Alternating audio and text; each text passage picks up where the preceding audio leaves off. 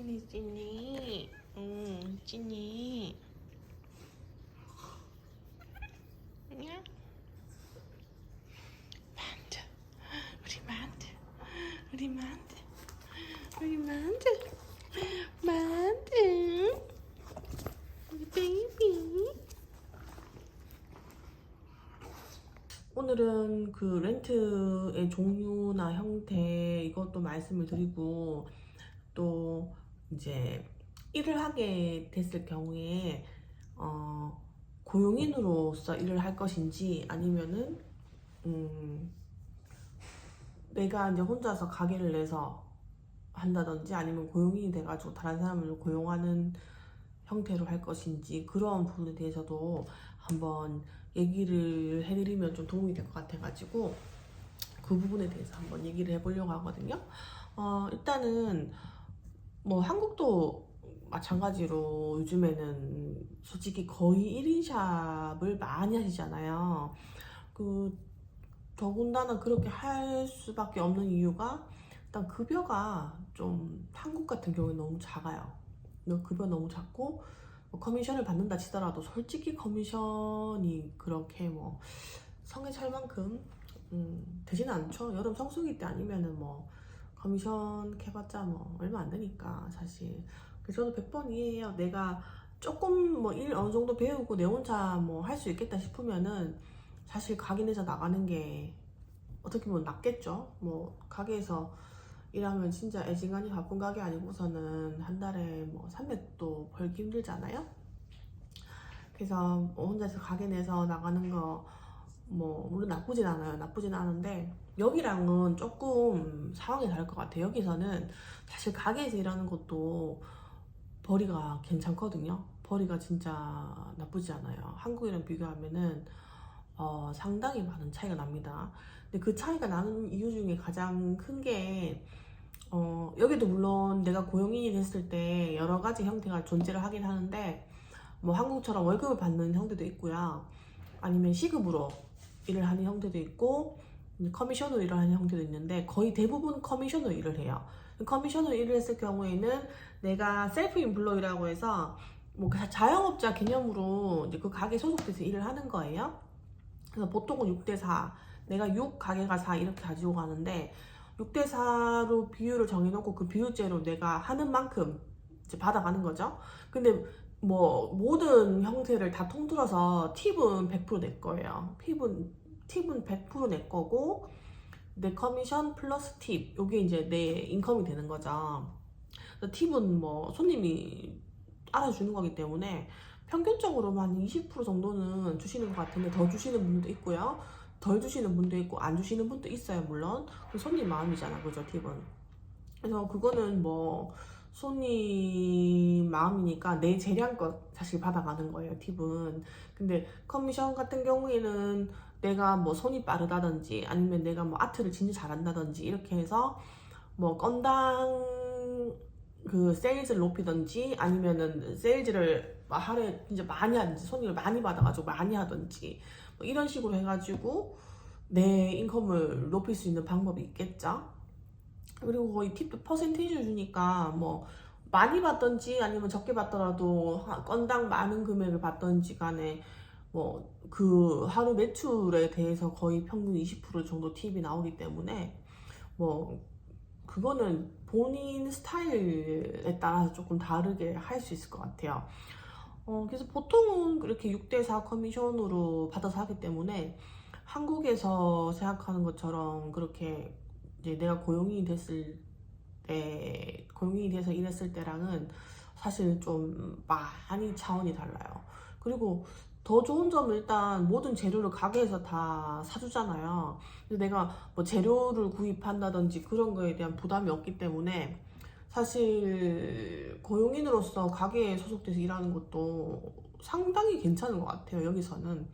그리고 제가 그 앞에도 여러 번 말씀드렸던 것 같은데, 사실 나이 제한이라는 게 없기 때문에 뭐 사장이 뭐 나이가 많든 적든 상관 안 해요, 여기는. 그러니까 내가 좀 나이가 많더라도 굳이 내가 혼자서 가게를 차려서 하는 것보다는 뭐 다른 집 가서 사실 일하는 것도 나쁘지 않죠. 그리고 뭐 내가 좀 추구하는 방향이 조금 다른데 그 방향에 맞는 가게를 좀 찾기 힘들다 하는 경우에는 사실 내가 혼자서 나와서 가게를 하는 게 맞겠죠. 가게 일하는 거나 지금 혼자서 일하는 거나 제가 가져오는 인컴은 크게 다르진 않거든요. 뭐 물론 나중에 제가 고용인을 들었을 경우에는 그게 조금 차이가 있겠지만은 나중에 제가 고용인이 생겨면 당연히 매출적인 부분에서 제가 고용인의 매출을 일부 흡수를 하기 때문에 그렇게 됐을 경우에는 네, 물론 제가 혼자서 하는 거나 아니면 가게 소속돼서 일하는 것보다는 훨씬 뭐 인컴이 많아지겠죠? 많아지겠지만은 그건 아직까지는 계획이 없고, 그리고 만약에 이제 직원을 고용을 하게 된다면 아무래도 제가 추구하는 방향 자체가 조금 특수하기 때문에 여기서는 그 방향을 이해하고 그 방향을 해줄 수 있는 사람을 고용을 해야 되잖아요. 근데 사실 그렇게 할 수가 있을까라는 뭐 그런 생각이 좀 들기 때문에 일단은 혼자서 열심히 하는 방향으로 하고 있습니다. 그리고 이제 만약에 내가 혼자서 하게 된다면은 가게가 필요하니까 가게를 구해야 되잖아요. 여기서는 이제 크게 몇 가지로 이게 좀 나눠 볼 수 있는데, 일단은 뭐 우리가 가장 많이 알고 있는 그런 형태죠. 이제 가게를 전체를 렌트를 해가지고 그걸 내가 운영을 하는 방식이에요. 근데 내가 혼자서 이거를 하게 되기에는 그 공간이 너무 크고 렌트비가 당연히 비쌀 거잖아. 여기는 주거하는 공간에 대한 렌트도 그렇고 뭐 사업하는 공간에 대한 렌트도 그렇고 한국에 비해서 렌트가 비싼 편이에요. 그래서 그 공간이 너무 커버리면 사실 내가 고용인이 있으면 모르겠지만 그렇지 않은 상태에서는 돈 낭비, 공간 낭비가 되겠죠. 그래서 뭐 일단 그거는 내가 좀 자금이 여유가 있고 어느 정도 자금 여유가 있고 또 광고를 할 수 있는 만한 자금의 여유도 필요하겠죠. 광고를 많이 돌려야 될 거니까. 그런 좀 여유 자금이 있다 하는 경우에는 사실 해볼만 하겠죠. 그리고 좀 잘하는 사람들 땡겨올 수 있고 그 정도 인맥이 있다 하면은 해볼만 하다고 생각해요.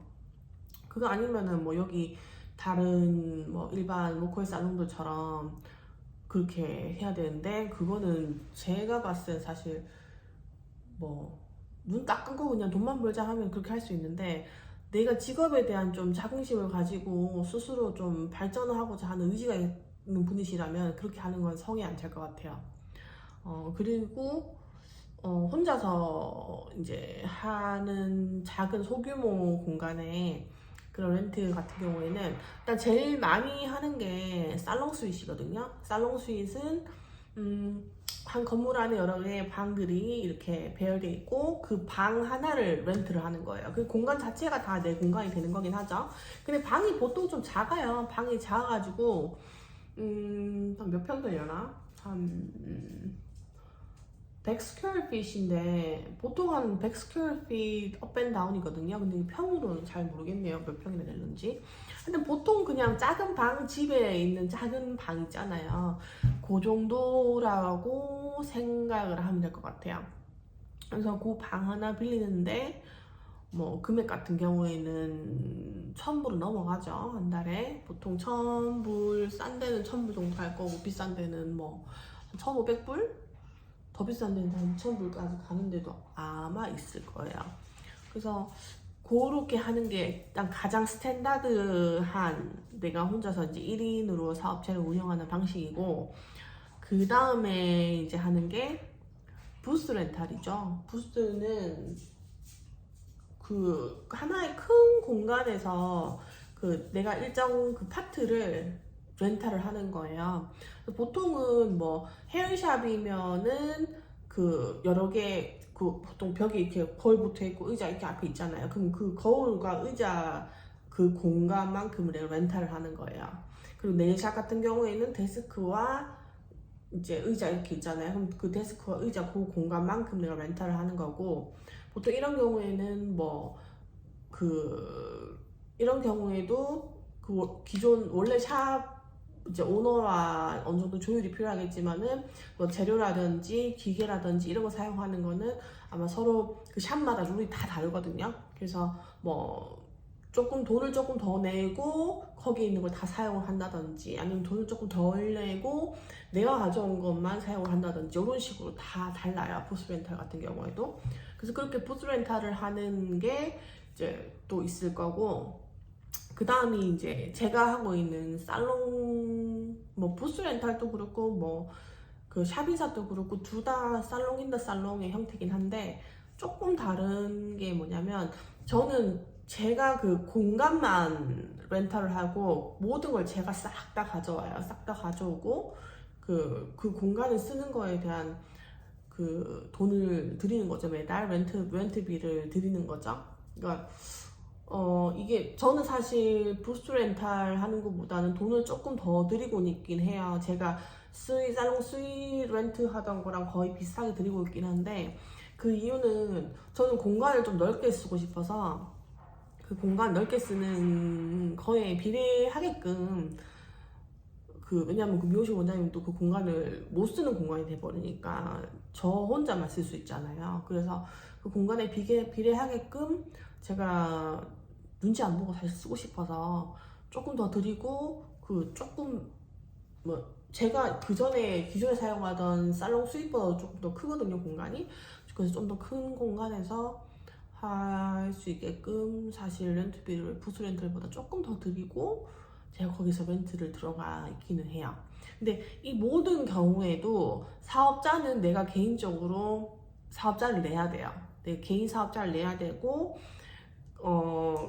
라이센스도 받아야 돼요. 그 비즈니스 라이센스를 커스메탈리지 보드에 가서 받아야 돼요. 그렇게 개인 사업자 등록이 되어 있지 않으면은 이거를 할 수가 없어요. 그리고 세금 같은 경우에도 내가 개인 사업자이기 때문에 내 개인 사업자 형식으로 세금을 납부를 해야 되고요. 뭐 그런 게 조금 이제 좀 그런 게 좀 중요하겠죠. 그런 부분이 좀 중요하고, 그러니까 내가 만약에 뭐 신분이 안 된다거나 사업자를 낼 수 있는 그런 신분이 아니라거나 하면은 이건 할 수가 없어요.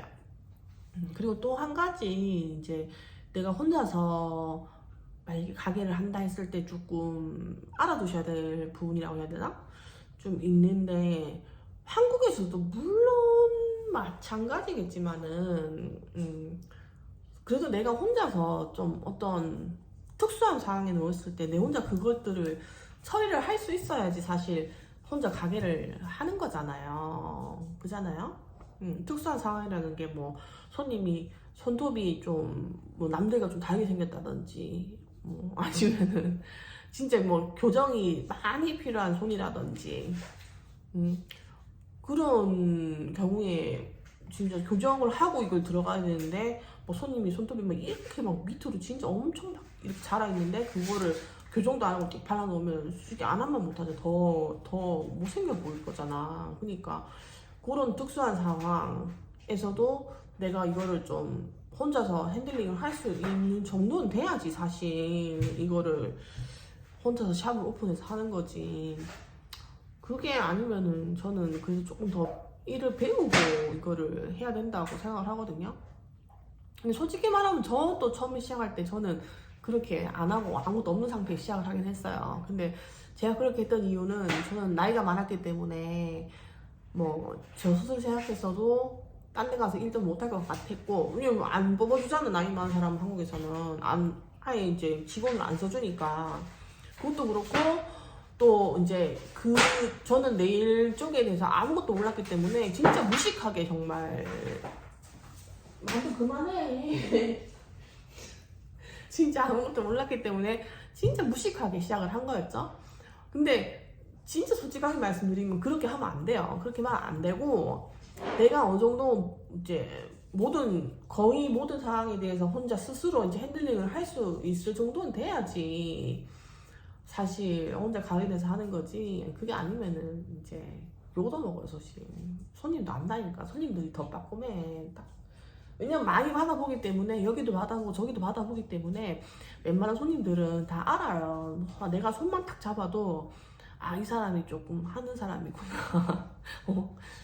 못하는 이 사람 초짜구나. 내가 손만 잡아도 손님들은 안다니까. 손 잡는 방향이나 내가 힘을 주는 뭐 그런 텐션이나 이런 것도 손님들은 알 수밖에 없어요.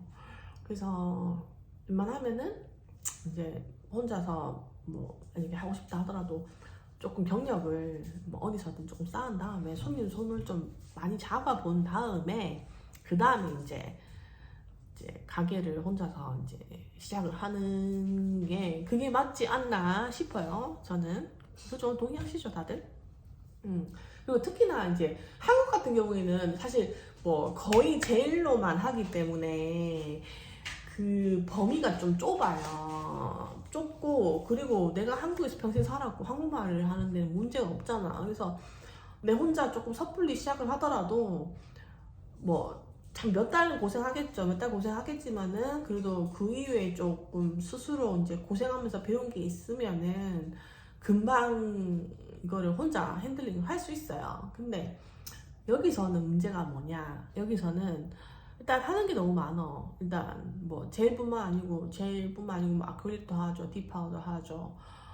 거기다가 뭐 하드젤, 그 리퀴젤 하죠.